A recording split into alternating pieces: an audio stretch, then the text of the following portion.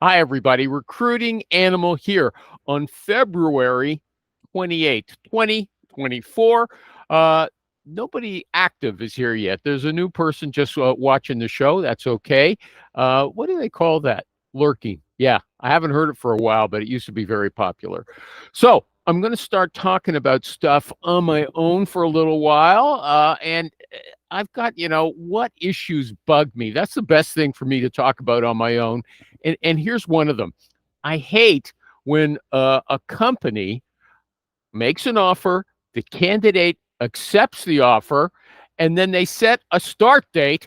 And then at the last minute, the company rescinds the offer. I can't believe that's legal. I mean, person resigns from their job, they don't have a job anymore, and the company pulls away. I see that as a breach of promise. I don't know. I don't really know how it works in various jurisdictions, but it just seems wrong. But this person has an interesting story about that. She said just before she was supposed to start, they called her up from HR in this new employer and they told her, don't start. We don't want you coming in. She said, well, what's wrong? They said, well, they decided to give the job to someone internal. Somebody internal wanted the job and had priority. At the last minute, after they hired somebody from outside the company, it's totally absurd. Okay. So what could she do? She said, oh, okay. And then she was still interviewing and she got another offer. Okay. And then this company, the original company, called her back and said that internal person decided against taking the job and they wanted her to come in. They were very enthusiastic about it. Okay. So she said yes, even though she'd made up her mind to take the other job. It was more money. Okay. And so this second job, she planned on going there, but she said yes to the first job just so she could call in the day before she was supposed to start and say, hey, you know what? I changed my mind. I got a better offer. She could stick it to them. They had it coming. I think she did the right thing. Although, you know what? We always got to, Tommy's got a rule. Don't ever get angry. Don't burn any bridges. That's not business like. Somebody might give you some bad word of mouth. I don't know. Does that mean to me that the bad guys always get away with it? If you fight back after somebody does something bad to you, they're going to point the finger. They're going to say, oh, look at what Joey did. Look at what Betty did. They screwed me. But they don't mention that you screwed them first. Okay. So I don't know what to say. I like the satisfaction that she got by screwing them. Okay. They had it coming, although they'll never learn their lesson, I believe. Okay. I'm just going to say, visitor, if you want to get in on that, if you have a comment, feel free. I don't have to check in with you every moment. If I say something or somebody says something on the show and you want to say, just butt in, okay? If I want you to stop, I'll tell you. That's how it works here. But just feel free to say, hey, I want to comment on that. And this is what I see. This is the way it should be, okay? That goes on this show. And I've been watching some other recruiting shows, and that doesn't work anywhere else. Okay. Everybody's much nicer. This is a little more jostly. Okay. Let me see what else made me mad this week. There was some stuff. Okay. There was let me see. You know what? Tommy Tuna. He's been a guest a few times. He's one of our favorites. Okay. Because he's got a rule about cold calling. Call until one of you dies, either you or the person you're calling. And it's just so succinct and direct and persistent. Okay. I like it. I mean, I don't know if I always have the guts to do it. Usually, if I call someone 5 times, they get mad at me. Okay. But Rich is the same. Rich sends an email, he sends a text, and he leaves a voicemail message. He'll phone them, and there's no max. I've established that with him many times. He'll do it as many times as he has to, okay? But then I saw the DSP, David Stephen Patterson. He had an interesting posting. He said, don't be a leg humping recruiter. You know what? That's when you go to visit somebody and their dog tries to have sexual relations with with your leg and won't let go. Okay. And he said, don't be like that. So, he's got a point. He says there's a fine line between persistence and being unprofessional. It's hard to disagree, but there's good recruiters who ignore that. David Perry as well, famous for calling a guy. I thought it was 80 times that he called the guy. Now he says it was only 50. Okay. That's a lot. He called the guy 50 times, and he finally caught him in his car on the Autobahn in Germany, and he placed that guy 50 times. Somebody else. Oh, yeah. Gavin, who used to come here regularly, he's a trainer. And he also said he heard that one of his competitors was doing business with this company. He, to his own shame, he said he didn't even know they were trying to fill positions. He called incessantly till he got in touch with that hiring manager, and he made lots of placements with that firm. But he called incessantly. He did what DSP says don't do. Okay. So first of all, I want to point out there's a wide variety of opinions. DSP, that's his famous. He's like LBJ or JFK. DSP, he's famous. Everybody respects him, and he's no shrinking violet. Okay. He's been on this show. He's not the kind of guy who's too shy to call you. He just says he doesn't do it. He doesn't think it's right. Okay, well, who else is here? Oy vey, it's Richie Rich himself. Oh, Richie, have I got problems? I had a good image on the screen, and then I tried, fussing at the last minute. Now I don't like the way I look, and it's too late to do anything about it. You keep freezing up, but you look. I know I'm freezing up as well. I don't know why. Can you hear me? I can. There we go. What's my sound like? You sound fine. Okay. We've got Neha here today, but she's working. Okay. I know you can see she's not talking, but I invited her to talk whenever she wants. Now, I was referring to you. Okay. I was quoting you. Oh boy. With you not here, but I'm positive it was right. But I'm usually what I do is I go back and redo that. But no, I am not going to redo what I just did. Okay. I'll bring that up another time. Here's why. Richie Rich has his own show now. What's it called? Upscale? Scale Up with Rich Rosen. Scale Up with Rich Rosen. And I might be the only person in the world, aside from the guy he interviewed, who watched it all the way through. Okay. I think so. It's an hour long. I've seen it. and I'm frozen. Can you hear me still? Yeah. I think because I was fiddling around with I wanted to make myself look good. It didn't work.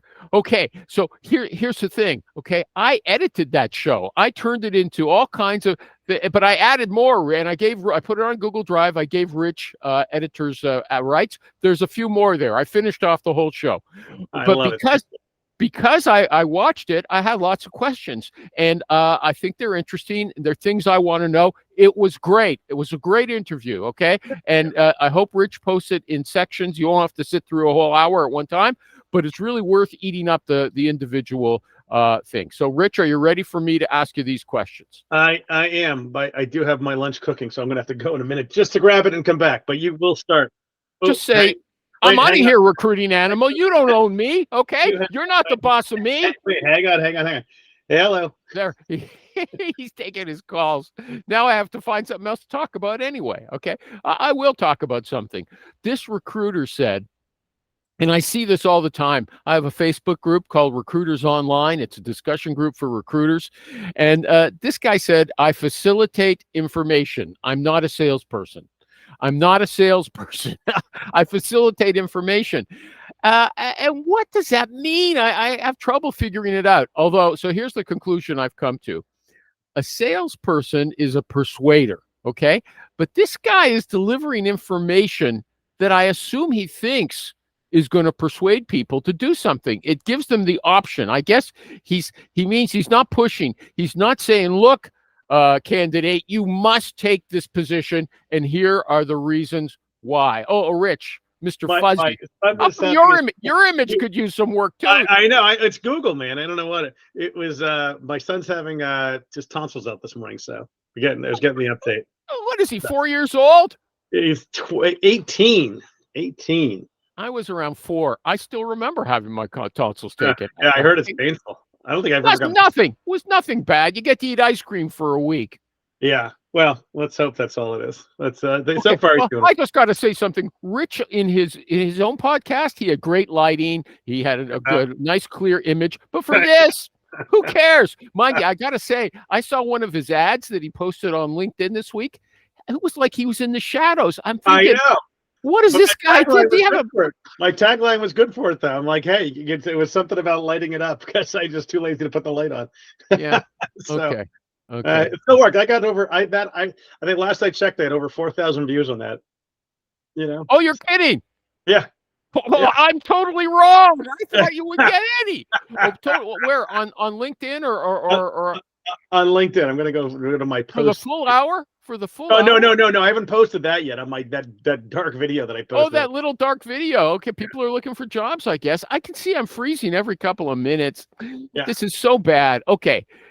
You know what? Here's that show was an hour long. Just in case I edit this, I'm going to start again. I'm going to talk about Rich's podcast. Give us the name of that podcast again, Rich. Scale Up with Rich Rosen. Scale Up with Rich Rosen. It was an hour long. He interviewed a client of his, a sales manager in a startup. His name was Drew. Okay. And I thought it was very interesting, and I think you will too. And Rich, it's all divided into little segments. I hope he posts them like that so you can get it in little bite-sized pieces. There's a lot to learn. Okay. But there's also a lot of questions. It was an hour long. I felt that if a sales rep, Rich placed a software sales rep. If a sales rep was going to decide to move into a startup employer, okay, I should wait till 10 after to start the show, till you guys show up here, okay? Right. Now, Well, if you're gonna take a break, I'm gonna go grab my lunch real quick. okay, go take a break, and I'll introduce Tommy. I'll be back. I'll be back in 1 minute. Your time. He just doesn't want to answer questions, Tom. I want to answer everything, Adam. He's got his own podcast now, Scale Up with Rich Rosen. Okay. And I watched it, okay, right all the way through. And I thought it was pretty interesting. And I have questions. So every time I get to the first question, Rich disappears, right? Oh, no, I want to answer questions, recruiting animal. That's what he says. And then he takes a business call, or he takes a call from his son. He goes to get his lunch. You know, he spends time adjusting his image. Anyway, here we are. Are you okay, Tom? Is there anything I should ask you? I wonder why you've made your hair so short the last couple of weeks. Are you joining the military or something like that? No, I procrastinate, forget to get my hair cut. It gets long, and then I go and get it cut like I normally do. This is my normal haircut. Okay, Neha has a question. Rich's podcast is on YouTube. Just put in Rich Rosen, Cornerstone search, and you can watch it on. Yet. Not official. I watched it on YouTube. I know. I put it out there for public. I didn't announced it yet. I got to. Okay, but Neha asked me. She sent me a message. Where can I watch his goddamn? Okay. Hey, She didn't use that word. Okay. More importantly, I got to tell you, Tommy, you want some high protein lunch, real good frozen chicken strips at Costco. Best chicken fingers I've ever had. They're like 23 grams of protein, 3 grams of carbs, 160. Are they grilled or fried? They're like, but they're breaded, but with whey protein and all this other stuff. They're super good though. They're like literally some of the best I've ever had. Absolutely, thanks. Yeah, that's my little commercial. That's great sharing by Rich on a show about recruiting. Recruiters have to know what to eat, okay? You got to have your energy. You got to have your energy. In fact, I was going to ask everybody what kind of razors they use for shaving because I'm not satisfied. What do you use? What do you guys use? I use a Gillette. I use the Dollar Shave Club. Yeah, I use the what do I use? I don't know. Same one I've had for a while, the Gillette Sensor. Yeah, here it's like I use the Mac 3. It's $40 for five blades. I mean, really. That's why Dollar Shave Club I get. First of all, I don't need to shave very often. No, this is 2 weeks of not shaving. Okay. Right? Yeah, I still haven't hit puberty, and so Dollar Shave Club 6 razors will last me 4 months. Okay. Finally, I'm going to get to Rich's show, okay? He'll find some excuse to get out of answering questions. I know already, but I'll try. Okay. So Tom, just to refresh your memory, he interviewed one of his own clients, a guy named Drew, who's a sales manager in a software startups, and it was really interesting. And hopefully he'll tell us all of. Okay, so it was an hour long, and my conclusion after watching it was that if a sales rep is going for a job in a startup, specifically in a startup, it would take at least 2 hours of questions for the company itself to figure out if it was worthwhile. Am I right about that, Rich? How do your candidates spend a lot of time? And I can go through all the things that Drew said you have to check. Yeah, I mean, there's going to be for most companies a minimum of 4 interviews. Because you want to talk to them, see who they are, what their personalities are like. You want to see who they know, what their Rolodex is going to be like. How do they hunt? If they don't know anyone, that's not a bad thing, because maybe they just sell into different verticals all the time. But how do they open net new accounts? How do they deal with existing accounts? There's lots of pieces to sales. Everyone thinks sales is so easy, even though we all do sales. But sales recruiting is hard because there's so many angles you got to cover. And there's so many things that people can BS about. If people tell you that they'll these grand stories, and that's what I'm doing a search in Europe right now. I find Europe is one of the more interesting places to recruit in because they're everyone's experts at everything, way more than and they hate salespeople. At least that's what my experience, especially in England. They're not big. Like salespeople are at the bottom of the rung in terms of any sales. Well, sales. I don't think we're that different on the States either. But yeah, But Europe, it's crazy. But anyway, yes, it can take a long time. There's a lot of stuff to uncover, and depending on the deal sizes and the structure of the deals and the type of deals you're closing, lots of things to go after. That was a boring answer. But let me ask you a question. How does it happen that you in Boston are recruiting in Europe? What do you know about that? You got to get this. Yeah. What do I know about Europe? Because sales is sales. Well, where do you find the candidates? You don't know that market. I've got partners over there. 1, but 2, I have done enough recruiting over there over the years that I have enough people. But there's also LinkedIn. It's a magical tool that reaches. Okay, but those contact finders like SQL, do they work for Europe? Mm-hmm. And are you allowed to call people there with all their restrictions? What's it called? GDLP or something like that? What is it? Was it GDCP or something? I don't know. Whatever. I'm not there. There's no C in there. Okay. What is? But you don't give a hoot. I'm not there. What are they going to do? Sue me?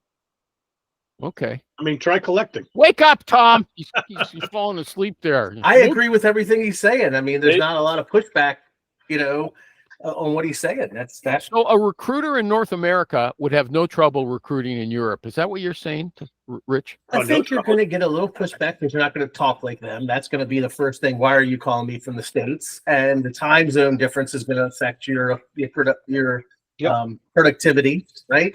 And just the overall, you're not going to have really any type of way to say, hey, call this guy, call this guy if you have any concerns about me. If I got a job search in England tomorrow, I have nothing on there to reference and say, I did this, I did this, I did that. You could talk to this guy. It's all American that I've done work in, or United States. Sorry. They can call it. They can call the United States. They can, but it doesn't mean anything to them. I mean, you're talking about, it's bad enough trying to get someone who's in California to call somebody in New York and vouch for you, and they're 3,000 miles away versus next door, going across the entire pond. And somebody from England at prime working hours trying to get a hold of somebody India here. and Serbia here, okay? I'm not saying you can't do it. I'm just saying, in my opinion, it's going to be a little more difficult. And I'm sure the people in Serbia and India had an uphill battle when they started too in the States. I've never understood how Mario recruits for the federal government. I just think that's going to be so hard. Recruiting from India for the Fed is got to be unique. Okay. Well, why are you recruiting in Europe? Are you desperate? Yeah. One of my clients said, "Hey, we need someone in Europe." I said, "Sure." I mean, my desk is not overflowing at the moment, so why not? I placed a guy in China. Yeah. Placed a couple guys in Canada. Well, you just told us you just told us how hard it is, and now you moved from Europe to China. Okay. It was very, very hard, and I did it one time in 27 years. That does not make it easy. Why would you take on a search like that? Because they wanted an American to live in China that had contacts in China, and it was in my niche, and it was Hold a on. big Okay, fee. so you were recruiting in the United States for someone to reload there. You Well, I weren't was going back and recruiting forth. in I was looking China. at people who were living in China and people who were living in the U.S. and see if I could find an American who was living in China, or an American who lived in the U.S. but had contacts in China. That's tough. Well, no, it wasn't as tough as trying to recruit a Chinese engineer in some city you don't even know. You've never heard Oh yeah, of. I wouldn't. First of all, I don't speak Mandarin or Cantonese, so I wouldn't take that on at all. Okay, but lots of people speak English. Okay, smarten up. But dude, okay, it's very difficult when you're calling. Maybe if you're calling Hong Kong or you're calling Beijing, yeah. But if you're calling any of the out towns, you're going to get people or secretaries or whatever. They're going to. I have no clue. The government's Zero got to clue. listen in. Everyone's recording your calls. I mean, Yeah. Yeah. Can I talk to Ping, please? Who is this? This is Tom, and they keep saying it in Chinese to me. I have no idea what they're saying. I mean, yeah, it's. Well, Yeah, you know what? I will note something that lots of people here now, new immigrants, they like from India, they name their kids Indian names, right? Not English names. But the Chinese candidates, they have their own Chinese names. But if, for instance, accountants, they'll always have in brackets an English name that makes it easy to use, right? And so he's talking about recruiting in China, how hard it's going to be. I don't know. They might be accommodating to somebody. So a lot of I've placed dozens of Chinese national people in the United States here who are from Chinese, because engineering is big, and I've placed PhDs, Dr. Peter Tian, Dr. Wong. I mean, there's a lot of guys I placed. That Peter made that name up, right? Like his name is not Peter; it's an American name he chose, so people could call him Peter instead of Zixin. Yeah. Yeah, so they make those names up. Those aren't given names. But didn't you see that? There used to be that comedy show, like it was like a 1-season show, and I forget the name of it, but they had they had to go to India. That's where their all their BDRs were, and like it was this row was all of people are all Fred, this row was all Bob, this row was all whatever. I gotta find it. It was really funny. I mean, I think I only made it like 1 season, but Okay. anyhow, yeah, I mean that's really what it comes down to is how are you going to do the search in a place where the native language is ridiculously hard to speak? Like I probably wouldn't even jump into France, maybe Paris, because most people speak English. But What about Quebec? What about Quebec? This is the thing. In Europe, so many people speak English. I mean, I got like my stuff on my shirt from my lunch. In Europe, everyone speaks English. I mean, it's us idiot Americans that don't speak other languages. That's the problem. And when you're doing a search abroad, I mean, you're going to start with an email and a LinkedIn message or a text or whatever, and maybe not text, but LinkedIn message and email, and you're going to say, you got to be able to speak perfect English. That's what there you go. There you go. And honestly, you get more purposeful calls. The bigger problem is, like I said, these guys, everyone you talk to, they're just so full of shit. It's amazing. Like way more. What does that mean? What does that mean? They just yes you to death. They tell you everything you want to know. You got to be very careful how you word your questions, because they're just going to say yes. Like if I say, well, who do you know? A lot of times they'll just say yes because they either don't understand the question, because maybe they don't really understand enough English, or they're just liars. Well, I was trying to find a personal assistant, right? Instead of going through one of the agencies, I messaged a bunch of people in the Philippines and in Venezuela, and I got a lot of what Rich was saying. Yes, oh yes, yes, yes, and realized they were just saying yes because they didn't understand what I was saying. Yeah, I mean I'm starting to find a VA as well, and it's so hard. Just so everyone knows, VA is a virtual assistant, not virginal assistant, virtual assistant. Maybe we're just going to Virginia. We had a really good one, but then she ended up getting her master's degree, and now she doesn't really want to do this because we can't give her full-time work. Okay, good for you. Okay. Any more about that? Well, I found it interesting. I once had an HR job years ago before all this action with China was happening, and they wanted someone who could recruit in China. And they actually found somebody, one of our candidates. They liked her answers, but they ruled her out for an extraneous reason. Okay, I won't mention it here. But But okay, so I asked Rich already how he says it's 4 meetings, but I'll have to get into details because even I always have to guide the guests. Okay, so here's a question for Drew. Drew said that if you are a sales rep, a software sales rep in a startup, he said you're making lots of money. To become a sales manager, you have to take a drop in your income and a lot more responsibility. How could you sell a move like that? Why would anybody do that? Because sometimes people want the power, they want the equity. You may make a lower W-2, but you're gonna get more equity. So if there's an exit, you're gonna make more money in the back end. Plus, it's in some respects, I don't want to say it's easier because both jobs are really hard, but it's a different workload. You get tired of doing the grunt hunting, like Tom and I, and you're just banging the phones every day. You're getting your head kicked in every day, by candidates, clients, everything. As a manager, listen, now you got 7 reps, 10 reps underneath you to do a lot of that heavy lifting. You're getting your head kicked in from above, but you kind of know the bullets that are coming your way. So, and people just so if anybody watches that program that I watched, that's not what his guest said. His guest said the pressure when you become a manager is immense. It's much more than when you're an individual contributor. You've got all the VCs. That's not the question you asked. Executives. What? That wasn't the question you asked. You asked why would someone do it? Why would they when there's that kind of pressure? They make less money. First of all, sales is pressure. Animal, when you get into this recruiting game someday, you're going to see there is pressure, baby. I'm not a manager. You're not a manager, okay? No. He clearly said it's much worse when you go into a managerial role. Listen, I'm going to start calling you Claudia because it's like talking to my wife, as I tell you all the time. Call her Animal. See what's happening. Let's go the other direction. Yeah, I answered the question you asked, not the question you meant. Okay. Here's what Rich said. I'll quote Rich, okay? And I'll have to quote the other guy. Rich said, the right people for the job have to be there for more than making money. We know this is his religion. He said they have to have some other purpose. And I put in big letters, explain what that means. What kind of purpose?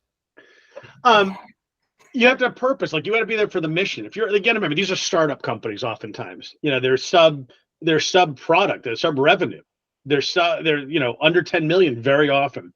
So if you're going in there purely to make $1 million W-2, that's awesome. But you got to realize, you got to walk before you run. The marketing's not there. The product's maybe not fully vetted out yet. It's not bug free. It may not even be ready to deliver. So you got to be able to handle those hurdles. You can't just go in and say, why isn't these deals closing? And then expect all these people around you to do all this work for you. Like if you're at like IBM, or Google, where you have a big name, a big marketing department, you have answers and battle cards for every single problem that could arise. Okay. You're not answering the question. Oh my God. You said a purpose. They have to have a purpose. What kind of purpose? Oh God, a purpose. You have to have mission. I want to keep it simple and short for you. Mission driven. What does that mean? To have a purpose. Tom, maybe you understand what he means. I don't. What kind of purpose? I mean, you love the company. Oh, this is a great product. I want to bring it to humanity. I want to hear. You want to be I kind of get what he's saying because you want the candidate to tell you why they want to like. There needs to be some type of what's my long-term goal. This is what I'd say. What do you want to be when you grow up? Let me clarify. So hold on, Tommy does not understand what you're saying either. Right. Okay, let me clarify. If you want to be something there for a bigger purpose, you want to be there because you want to be like you're part of a team. You want to see this thing win.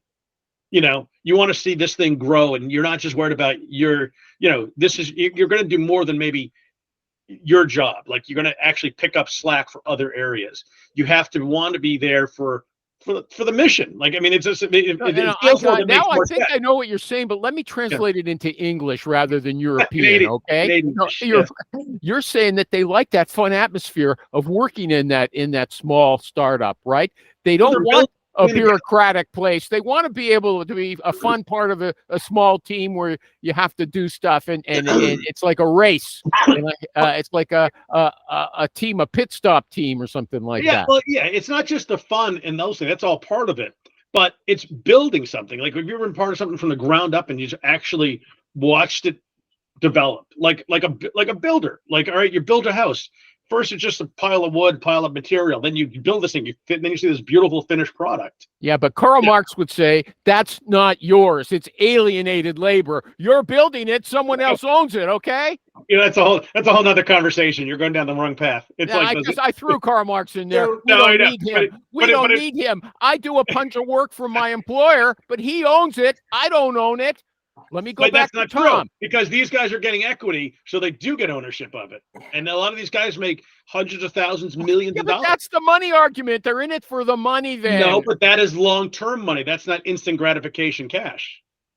Yeah, I mean, I get it, because like I want people, my biggest client, they have a cultural attitude that transcends just teamwork, right? So they're looking for these people that see the long-term goal, that are going to be there for the long run. They're going to go and become an engineer, and then a design supervisor, then an engineering manager, then a general manager, then a VP, right? They want, and you're looking for that person who has that purpose, that sees that long-term goal. I mean, everybody doesn't have to have all of that, but they have to have some type of, you know what, of idea of what they want to be. I am Dan. So I didn't understand when Rich says you can't be in it for the money. He means immediate money. Okay, you can be in it for the long term money, but that's like I never had sex with that woman. Okay, yeah, he had sex. Money will go around, but it can't be the only reason. Money can't be the only reason. It cannot be the only reason. End of story. I will die on that hill. It cannot be the only reason. Well, I understand. They want the fun. They want the fun of being in a company. You got to remember, there's two different parts to a sales guy's role at a startup. All right, you're getting comp, you're getting your base salary, you're getting a variable commission, you're getting equity. All right. Sometimes you're getting a draw too, or a rep. So if you're going to go and say, I need a $220,000 base, all right, for a company that's doing $1 million in revenue, it's probably not the right place to be, because you're going to bankrupt the company before they can take off.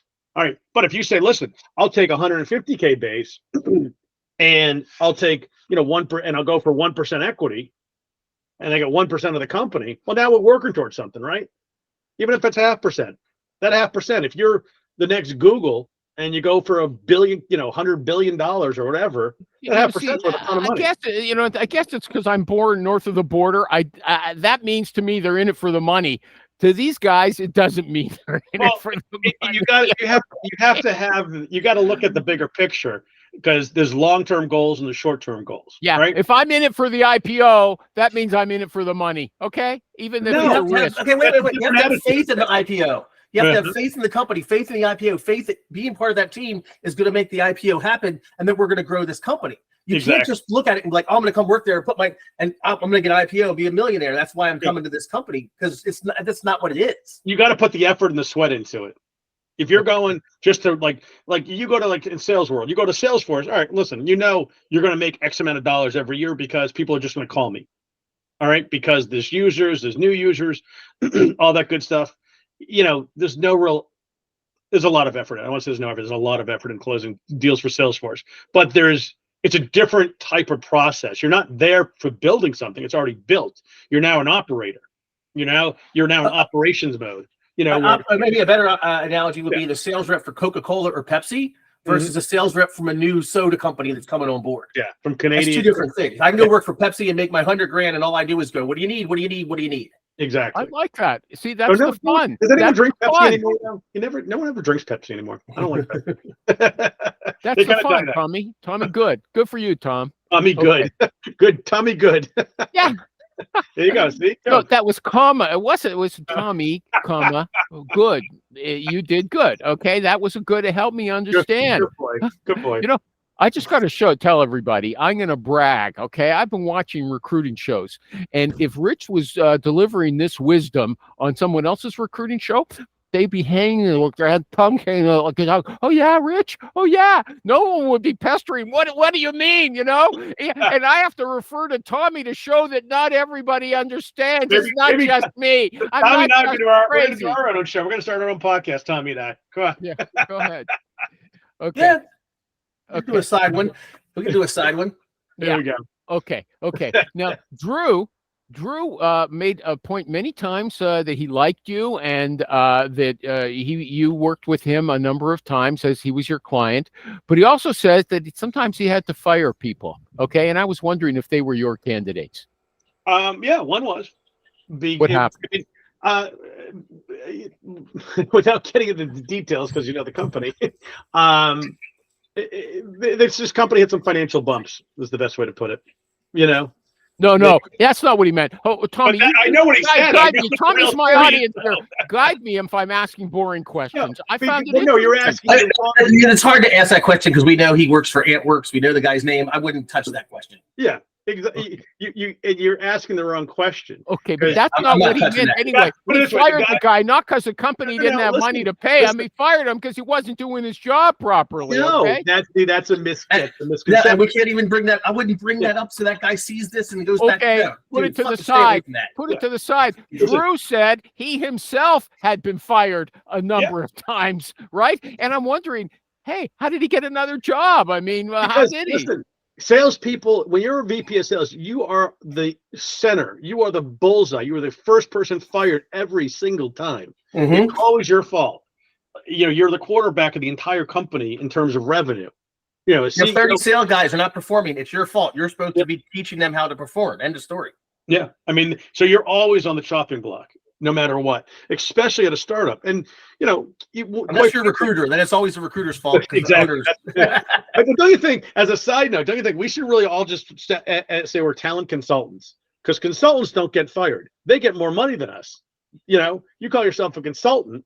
Well, now I called myself a consultant for years when I worked at Peterson because I didn't want to I wanted an account executive. I'm like, I'm not an account executive. I am a consultant. I consult to my clients. Yeah. So I use partner now, but I like consultant too. I'm gonna try this consulting thing out. I'm gonna try that. I think it's my next thing for this. Listen, you can get me to endorse you because watching that show, Rich knew enough that and you'll see if I get to ask him some questions that he doesn't fight me on, that he raised all kinds of a myriad of issues. That's why I wanted to go into greater depth. He really knows what's going on in these companies. And so if he wants to call himself a consultant and charge extra, that's fine with me. I would endorse that. But how would you place a VP of sales like Drew who got fired more than once? Yeah, because I mean, truly, if you're at a startup, there's certain VPs, like certain people are good from like 0 to 10 million. Others are good from 10 to 20. Others are good from 20 to 50. Others 50 to 100 or whatever. There's different problems you encounter at each stage.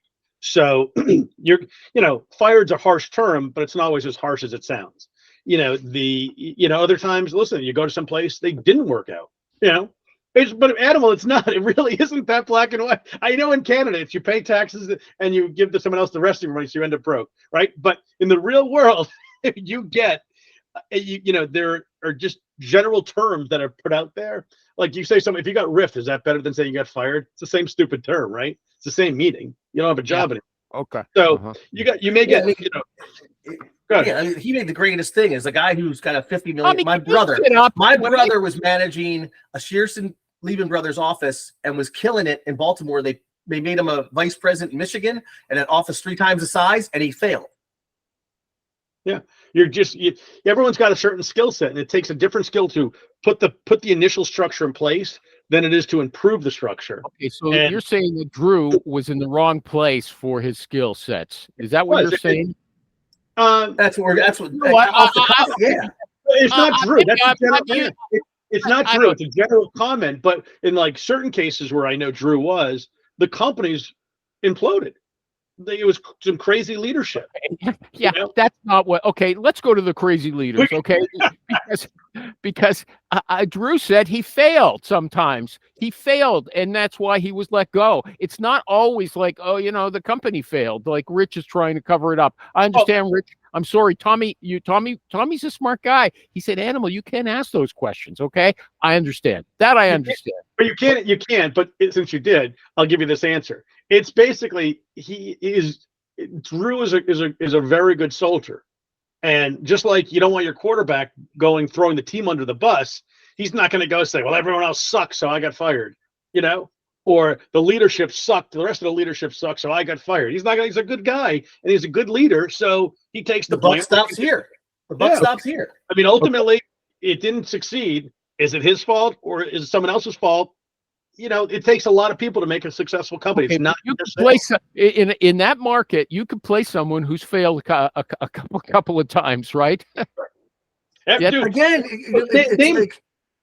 name a salesperson who's never had a bad quarter, bad day, a bad month, a bad year. I mean, it happens. And he could have killed it at 3 different companies. He's older, right? And then he struggles at one company. You're going to hold him accountable for that 1 or 2 companies when he had 3 or 4 other successes. I mean, there's lots of variables. You can't be held responsible if the product fails. How do you sell it?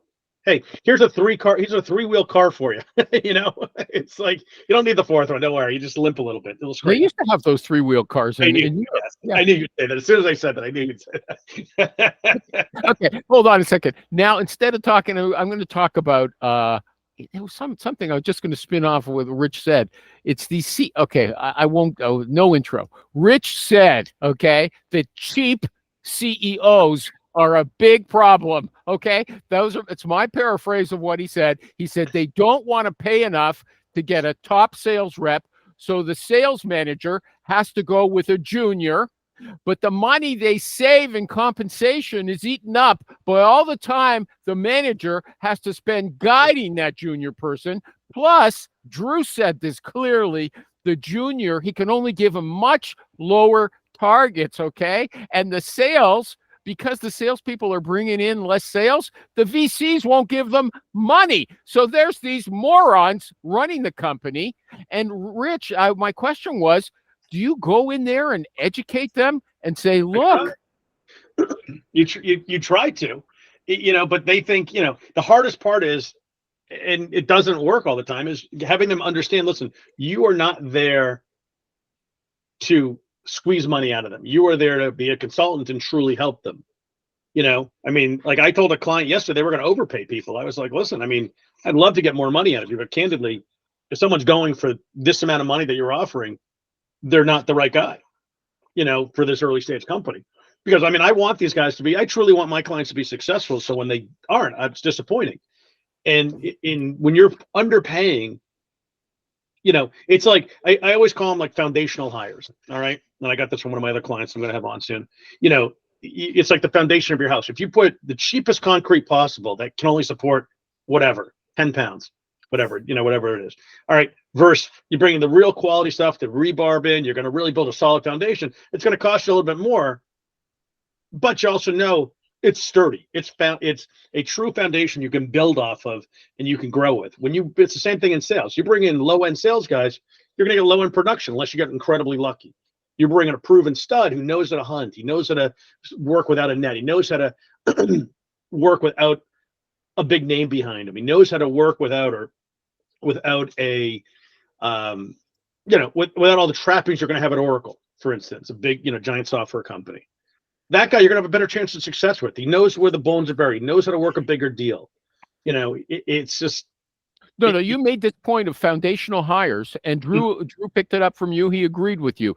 They're very important, but you have to fight with the chief executive officers to get them to understand it. And so my next question, Rich said he's working on a search like that now. I wondered, well, why didn't he walk away from it if they don't understand? Because I really love the company. I love the people. I've done 3 deals with them in the last couple of months, all big deals, $40,000+ fees. And so they got a couple other searches that are going on. One, this one I had in mind when I said that is it was an insane search where they have a junior person hiring a senior person under them. All right. None of it made sense. And it was one of those riddles you just had to kind of figure out and see where it ended up. Candidly, I didn't place the person. They ended up just today. They ended up hiring an internal a referral that someone got him, which I knew was the only way they were going to get someone in this role. This company is the most particular company I've ever worked with in my life. Well, Rich, you've got to get some CEOs in and educate the guys and say, here, this is my issues. You CEOs don't understand sales, and you're shooting yourself in the foot. I'm going to teach you right here in front of the public. And I want them to say, Rich, you are so smart. I understand now. It'll never happen. It'll never happen. But in that particular case, I had the CRO involved. He agreed. I had everyone agreeing except for the chief operating officer and the CEO. I'm like, so I mean, it was Tom, any input on that? Because I got a follow-up question. Go ahead, Tom. If you got I agree. Okay. No, we're good. Rich told us another time, because I know I've been creating these shorts from this show. He told us, we pestered him. How do you create rapport on your first call with a company when you're doing business development? How do you create rapport? So after I bugged him about his usual stuff, he said, look, we are consultants. We're supposed to educate people. And I can tell them, this is what you get for someone you're going to pay $120,000 to. This is what you're going to get when you pay $150,000. This is what you're going to get when you pay $200,000. Rich, do you actually do that? And do you have any examples for us? I mean, it depends. Like, I mean, I just did this last week. I kind of ran through that scenario with a client, a new client, and you get the problem is you get companies that either want to believe it or they don't want to believe it. This guy happened to believe it. He was great. Thus far has been super easy to work with. What do you say? Look, one from column A. It's like a Chinese restaurant. Well, no, it's like column if you get a guy that says, hey, listen, we only want to pay $120 for our enterprise salesperson, I mean, I'll just tell him you're crazy. I'll give him, tell him, one of the guys that Drew was talking about, who's a great guy that we placed with him, company didn't want to pay a ton of money. They hired a really junior guy. Had all the right personality, the right, intangibles. He just didn't have the skill set, the experience to do what they needed at a guy that should have been $30,000-$40,000 higher. And you knew in advance. You could tell them, like, how when you go to a software, you guys were talking about software questions. We're not going to get to them, but they have a pricing list: the free, the light, the most popular pro, and then the enterprise version. And they give you a list, and some of them have check marks beside them. Can you provide them with that? If you say, look, 120,000, the guy's going to be missing these 5 skills that you really need. No, because there's so many sales is super subjective. You can get lucky and find a kid with 2 years experience that just gets it and blows it out. Like for recruiting, like I make deals 10 days on the job and every month since, essentially. I mean, there's guys that have 10 years experience that don't do that. So the guys that have 10 years of experience one time. Yeah, 1 year of experience, 1 year of experience 10 times. Sorry. That's me. Yeah. That's me. That's why I want to talk to you guys. I admit it. I don't learn. And in fact, though, Tom Chuna said, he said, you're never going to teach me Excel. Okay. He said, you can't hire for attitude and train all the time. It doesn't work like that. Okay. But that's it. So it's like sales super subjective. It's not like, hey, you're an accountant. I've done X, Y, and Z. I've got my CPA, I've done this. Sales, it's like, listen, do you know how to work a deal? Do you know how to work a process? Do you know how to work the network? But candidly, it's hard. A danger. Wait a second. This is I've raised this many times, okay? And if you tell them, listen, Miss CEO, if you hire a sales rep at 120, you're taking a huge risk. You really need someone at 150 or 160 to have the skills that you need at this stage in your company. Oh, no, Rich, you are wrong. I'm going with 120. And then when that candidate doesn't work out, who are they going to blame? Rich Rosen or Tommy or whoever. They'll blame the recruiter who supplied that person, not their own choice. Isn't that crazy? I find that amazing. I put a poll on LinkedIn about that. Work with people in those circumstances where they make the bad choice. You've told us before. Oh yeah, absolutely. I mean, dude, it happens all the time. That's no one wants to take. Everyone takes the credit. You're always to blame if your deal if these guys don't work out. Can't you tell the client you're dragging my name through the mud? Okay, if you hire this, they don't care. You can't Yeah, they make it don't care. about them because they don't care. Because when's the last time a client called you and said, "Oh my God, your guy was the #1 rep, and we should give you more money"? Never. But they tell you if your guy failed, then you're supposed to replace him. It's Wait a second. Tom might do this. Have you ever said, Tom, to your client, "Don't blame me when this doesn't work out"? Oh, I will actually have done it. Very rare where I tell them I don't think this guy's a good fit. These are the reasons why, and they still want to go forward with them. I'd be like, hey, this is your decision, not mine. I've done that. Yeah, I do that. Very I do rare. that all the time. I do that all the time with companies because they want this crazy guarantee, or they're like, someone else give me a year. I'm like, well, they're desperate for your business. I'll say that there's a quote from Benjamin Franklin. The bitterness of poor quality remains long, remains long after the sweetness of low price is forgotten, right? And you can kind of apply that to the same thing. Like, sure, you can get this guy for 120, but you're totally gonna forget about how you got him cheap when he fails and blame it on me. Well, right? Think about when the recruiter, the recruit, you're going to get your fee negotiation with the client, and the guy's like, well, this other guy's doing it at 18%. I'm like, then why are we talking? I'm like, and you always explain to these managers, these hiring guys, it's like, listen, you realize the cheaper my fee is, the less I'm going to work on this. And the less anyone else that took the fee is going to work on it. There's so many rebuttals to that. Yeah, why exactly. would I bring them to you when I have 3 clients that'll pay 25%? You'll get the dregs that I can't get for 25%. But that's the point of hiring the cheaper sales guy. When you get the guy for less, you're not getting him essentially for less. It's not dollar for dollar. You're giving up a lot to pay to save a little. It's that penny wise. But Rich, you also gave the counter objection. They said a diamond in the rough. I'll get a junior guy. Yes, they occasionally happen, but you can't rely on me to do that every single time, right? Yeah. You can't say, hey, you found us a diamond in the rough. We asked you for a 10-year guy. You brought us a 3-year guy who's knocking it out of the park. So go find us another one. Well, like, that was an anomaly. I can't. Oh, really? Is it an anomaly? What about Moneyball? Can't you do that? I've never seen the movie, so I don't know. Oh, I got to go in 1 minute. My son is just getting home. So, okay. Tommy's got his own show Fridays 12:30 Eastern.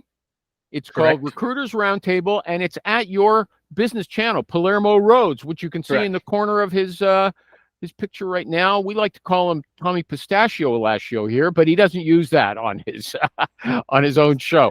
Okay, Tommy, it's been great. Anything else? Final words?